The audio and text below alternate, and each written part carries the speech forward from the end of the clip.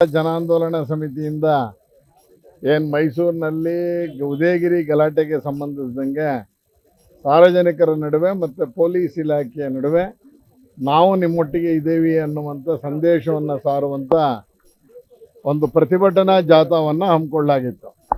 ಬೆಳಗ್ಗೆ 11 ಗಂಟೆಗೆ ಅಂತ ಅಂದ್ಕೊಂಡಿತ್ತು. ಯಾವಾಗ 3 ದಿವಸ ಹಿಂದೆ ಪೊಲೀಸರು ಅನುಮತಿಯನ್ನು ನಿರಾಕರಿಸಿದ್ರು, ಅದಾದ ನಂತರ ಹೈಕೋರ್ಟಿನ ಪೀಠದಲ್ಲಿ ಆ ಒಂದು ಆದೇಶವನ್ನು ನಾವು ಪ್ರಶ್ನೆ ಮಾಡಿದ್ದರಿಂದ ಕೊನೆಗೆ ಆ ಜಾಗ ಬೇಡ, ನಾವು ಇನ್ಯಾವುದಾದ್ರು ಒಂದು ಜಾಗವನ್ನು ಸೂಚನೆ ಮಾಡಿ ಅಂದಾಗ ಇಲ್ಲಿಯ ಪೊಲೀಸ್ ಕಮಿಷನರ್ ಅವರು ಈ ಫುಟ್ಬಾಲ್ ಗ್ರೌಂಡಿನ ಜಾಗವನ್ನು ಹೈಕೋರ್ಟ್ಗೆ ಒಪ್ಪಿಸಿದ್ರು. ಆ ಹಿನ್ನೆಲೆಯಲ್ಲಿ ಫುಟ್ಬಾಲ್ ಗ್ರೌಂಡ್ ಅನ್ನೋದು ಪ್ರಾರಂಭದಲ್ಲಿ ಕನ್ಫ್ಯೂಷನ್ ಆಗಿ ದೊಡ್ಡಕೆರೆ ಮೈದಾನವನ್ನು ನಾವು ಯಾವತ್ತೂ ಫುಟ್ಬಾಲ್ ಗ್ರೌಂಡ್ ಅಂತ ಕರಿತೀವಿ. ಆ ಹಿನ್ನೆಲೆಯಲ್ಲಿ ನಮ್ಮೆಲ್ಲ ಕಾರ್ಯಕರ್ತರು ಅಲ್ಲಿ ಮೊಬಿಲೈಸ್ ಆಗಿದ್ರು. ಇಲ್ಲ ಇದಕ್ಕೆ ಕೊಟ್ಟಿರೋದು ಅಂತ ಹೇಳಿದ ನಂತರ ನಾವು ಜಾಗವನ್ನು ವೆನ್ಯೂವನ್ನು ಇಲ್ಲಿಗೆ ಶಿಫ್ಟ್ ಮಾಡಿ ಪ್ರತಿಭಟನಾ ರ್ಯಾಲಿಯನ್ನು ಮಾಡಿದ್ದೀವಿ. ರೆಸ್ಟ್ರಿಕ್ಷನ್ಸ್ ಇತ್ತು, ಕೋರ್ಟ್ ಏನು ಡೈರೆಕ್ಷನನ್ನು ಕೊಟ್ಟಿತ್ತು ಅದರ ಒಳಗೆ ಮಾಡುವಂಥದ್ದನ್ನು ಅದನ್ನು ಪಾಲನೆ ಮಾಡುವಂಥ ಕೆಲಸವನ್ನು ಇವತ್ತು ಮಾಡಲಾಗಿದೆ.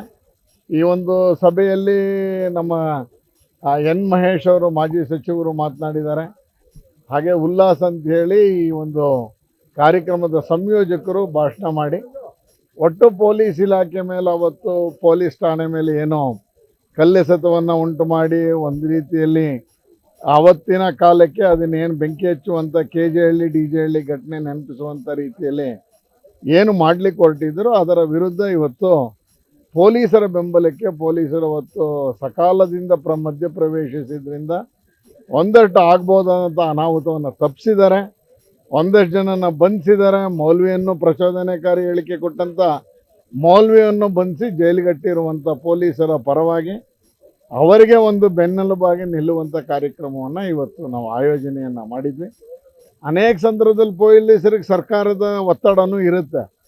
ಆ ಹಿನ್ನೆಲೆಯಲ್ಲಿ ಒಂದಷ್ಟು ಗಲಿಬಿಲಿ ಆಗಿತ್ತು. ಒಟ್ಟಾರೆ ಇಡೀ ಕಾರ್ಯಕ್ರಮವನ್ನು ಮಧ್ಯಾಹ್ನ 3 ಗಂಟೆಯಿಂದ ಇಲ್ಲಿವರೆಗೂ ನಡೆಸಿ ಯಶಸ್ವಿಯಾಗಿ ಪ್ರತಿಭಟನಾ ಜಾಥಾವನ್ನು ಮಾಡಿದ್ವಿ. ದುರಂತ ಆಗಿದ್ದದೆ ಏನಂದರೆ ಪೊಲೀಸರು ಅವತ್ತು ಮಾಡದಂಥ ಏನು ಸಕಾಲಿಕ ಕ್ರಮದಿಂದ ಮೈಸೂರಿನಲ್ಲಿ ಒಂದು ದೊಡ್ಡ ಗಲಭೆ ನಿಲ್ತು.